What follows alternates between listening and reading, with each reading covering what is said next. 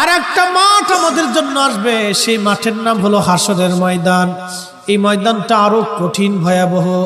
আপনাকে একটু বলে দিয়ে যায়, এই ময়দানে লক্ষ লক্ষ বছর পার হয়ে যাবে। হাসরের ময়দানে মানুষ দাঁড়ায় থাকবে, সূর্যটা নামতে নামতে নামতে নামতে মাথার উপরে মাত্র আধা হাত উপরে সূর্যটা থাকবে। প্রচন্ড গরমে মেহশরের মাঠ মানুষের ঘাম বের হয়ে হয়ে থুতনি পর্যন্ত ঘামে ভরে যাবে। ময়দান তামার মতো হয়ে যাবে। কারো তৃষ্ণায় পিপাসায় জিহ্বা বের হয়ে হয়ে একবারে বুক পর্যন্ত ঝুলে যাবে। কুকুরের জিহ্বার মতো শুধু ঝুলতে থাকবে তাদের জিহ্বা।